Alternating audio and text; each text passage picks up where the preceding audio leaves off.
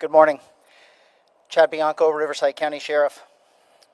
We are here today because California public safety is in crisis. Crime is steadily on the rise, and our public safety policy is one of the worst, if not the worst, in the nation. I want to make this clear, and I want there to be no mistake in what I am saying. This is not by accident. The driving force in our crisis is a radical, progressive agenda fraudulently called criminal justice reform. This is nothing short of a sick and twisted social experiment where law enforcement is the bad guy and criminals are somehow victims of society and not responsible for their actions, their crimes, or accountable to their countless victims. This agenda began with a passage of AB 109, the so-called Public Safety Realignment Act. State government failed to take responsibility for prison overcrowding or their failure to build more prisons, and instead forced county jails to house state inmates while simultaneously releasing thousands of felons early. This has pushed our county jails to a near collapse and caused the early release of countless criminals. Thousands upon thousands of criminals are being released from custody early, crime is increasing, and our governor is closing prisons instead of building new ones. It defies common sense. In 2014, a complete fraud was perpetrated in California.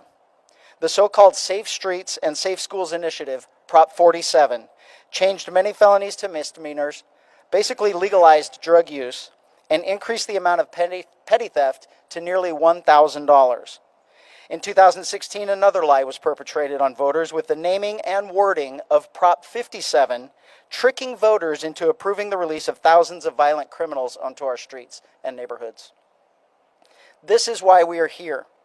Everyone knows Prop 47 and 57 are disasters, and yet Governor Newsom adamantly touts it as a success, and lawmakers continue to refuse to fix their mistake and the problems that they have created. When once crimes are no longer crimes, it allows Governor Newsom and Attorney General Bonta to cite completely flawed data points to support their failures. Californians are now suffering the consequences of a failed social agenda. We are now at our breaking point, and Californians have had enough. The lie of Prop 47 has been exposed, and the progressive love affair with criminals at the expense of victims has infuriated law-abiding Californians. While we suffer every day with rampant theft causing our small businesses to close and our large box stores to move out of state, our supermajority of lawmakers sit here in their guarded tower, oblivious to what is going on in their communities, experiencing drastic increases in all crimes, particularly violent crimes. Over the past 5 years, law enforcement has been unable to get our progressive left majority to even consider any new law or modification to an existing law that would increase punishment or send criminals to prison. Reality has gone completely upside down to the point our governor, our lawmakers, and our attorney general refuse to prosecute criminals, to include those criminals committing crimes with guns, and instead have dedicated their efforts to disarm and remove constitutional protections of self-defense from law-abiding Californians. We are in a very important election year, and the political silliness is surfacing all around us. The same supermajority who refused any sort of tough-on-crime laws for the past several years are up for re-election. They are now claiming they are going to address our public safety crisis with new laws cracking down on crime.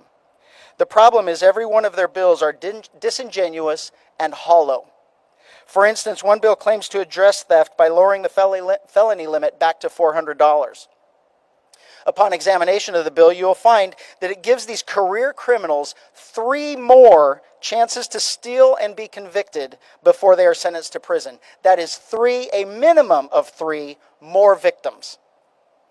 We cannot turn on the news, read the newspaper, go to the grocery store, or open our businesses without being slapped in the face of reality that criminals have been emboldened by a lenient system that holds no consequence for criminal behavior.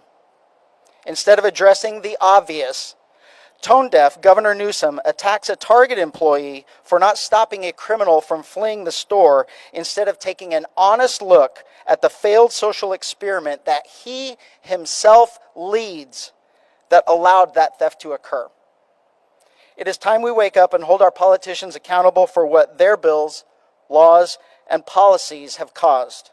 It is time to return to a common sense approach to crime, realizing and admitting that there are evil people who refuse to conform to a civilized society and instead choose to victimize the rest of us by stealing our property, robbing our stores, flooding our streets with drugs, including fentanyl, breaking into our homes, murdering our children, and giving the middle finger to our justice system.